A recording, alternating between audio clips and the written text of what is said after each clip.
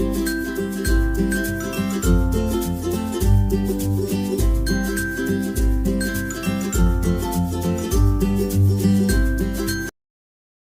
Friends, જય શ્રી કૃષ્ણ. મારા કિચનમાં તમારું સ્વાગત છે.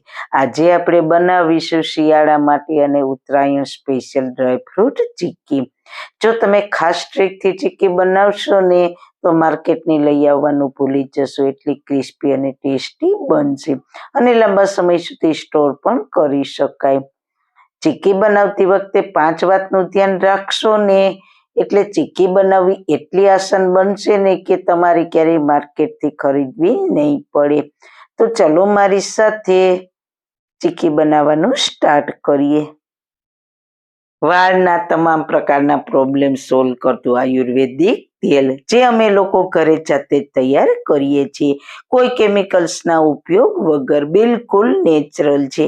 ઘણી આયુર્વેદિક જડીબુટી ભેગી કરી આ આયુર્વેદિક તેલ તૈયાર કરવામાં આવે છે.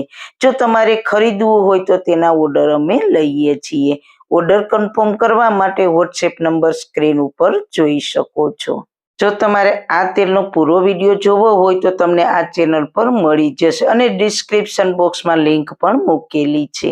રેસીપી સ્ટાર્ટ કર્યા પહેલા જો તમને મારી રેસીપી ગમતી હોય ને હજુ સુધી ચેનલને સબસ્ક્રાઇબ ના કરી હોય તો પ્લીઝ સબસ્ક્રાઇબ કરજો અને બાજુમાં આપેલ બેલ આઇકન પ્રેસ કરજો એટલે નવી નવી રેસીપીના નોટિફિકેશન મળતા રહે.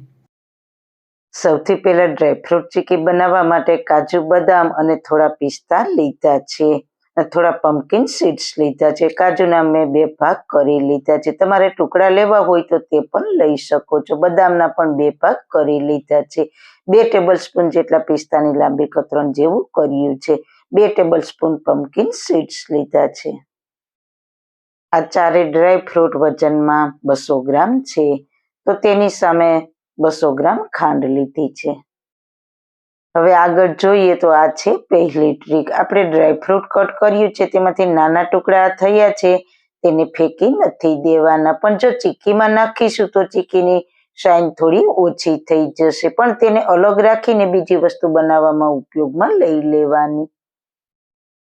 હવે છે બીજી ટ્રીક. તો આપણે ડ્રાયફ્રૂટ શેકીએ છીએ પણ ઘણી વખત ઘીમાં નથી શેકતા, તો પેનમાં 2 ટેબલ સ્પૂન ઘી ગરમ મૂકીશું.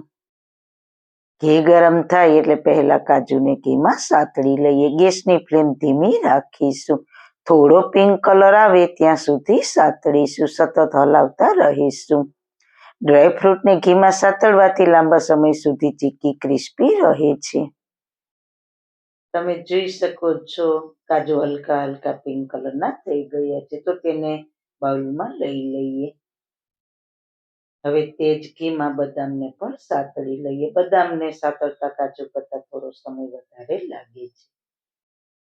બદામ પણ સતળાઈ ગઈ છે તો તેને પણ બાઉલમાં લઈ લઈએ.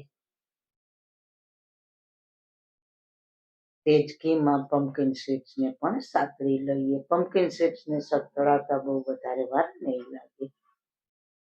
પમ્પકિન સીડ્સ સતળાઈ ગયા છે તો તેને પણ બાઉલમાં લઈ લઈએ. ફરી તે જ ઘીમાં પિસ્તાની થોડી કતરણ છે તેને સાતળી લઈએ. પિસ્તાની કતરણ ઝડપથી સતળાઈ જશે, વધારે સમય નહીં થાય. તમે આ ચીક્કીમાં તમને ભાવતા ડ્રાયફ્રૂટ ઉમેરી શકો છો અને સુકેલા નાળિયેરનું છીણ અથવા સુકેલા નાળિયેરની સ્લાઇસ કરીને પણ ઉમેરી શકો છો, પણ બધી જ વસ્તુને શેકવી ખૂબ જ જરૂરી છે. પિસ્તાની કતરણ પણ સતળાઈ ગઈ છે તો તેને પણ બાઉલમાં લઈ લઈએ. હવે લઈશું પેન, તેમાં 1 ટેબલ સ્પૂન ઘી ગરમ મૂકીશું.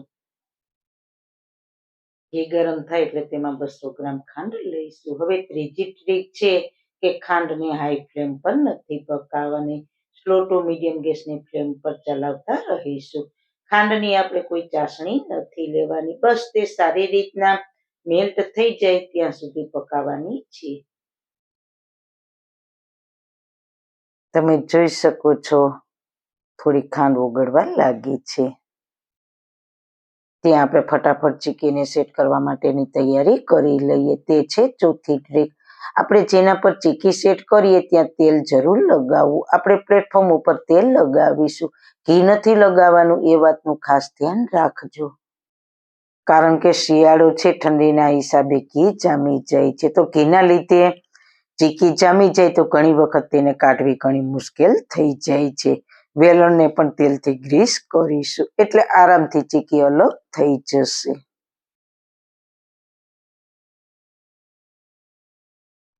જુઓ ધીરે ધીરે ખાંડ મેલ્ટ થવા લાગી છે. તમને એવું લાગે કે ગેસની ફ્લેમ વધારે છે તો પેનને થોડી વાર ઉપર લઈ લેવી એટલે ખાંડ બિલકુલ બળશે નહીં અને એકદમ પ્યારો કલર આવશે, બિલકુલ માર્કેટની ચીક્કી જેવો.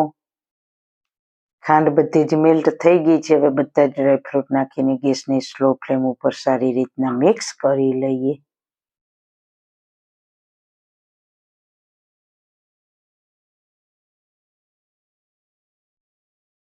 એક મિનિટ આ રીતના સ્લો ફ્લેમ પર મિક્સ કરીશું.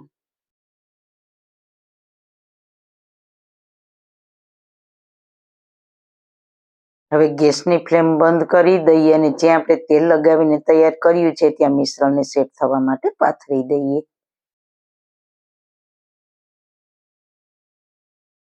હવે સ્પેચ્યુલાથી આ રીતે પાથરી દઈએ.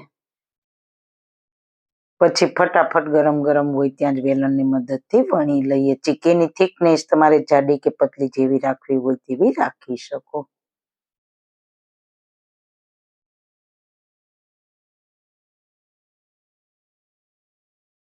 હવે તેને ચપ્પાની મદદથી કટ લગાવી દઈએ.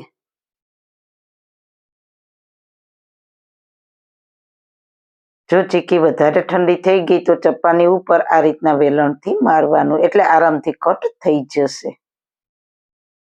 બસ થોડી જ મિનિટમાં આપણી ડ્રાયફ્રૂટ ચીક્કી તૈયાર છે.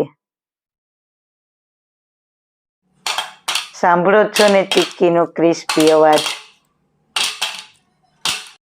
તો જુઓ છો ને ચીક્કીની શાઇનિંગ?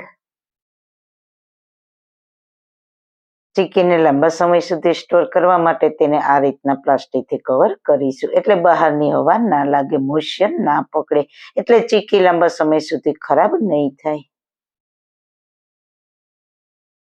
જો તમે ચીક્કી બનાવો તો બહુ વધારે ક્વોન્ટિટીમાં ના બનાવવી, હંમેશા 500 ગ્રામથી વધારે ના બનાવવી.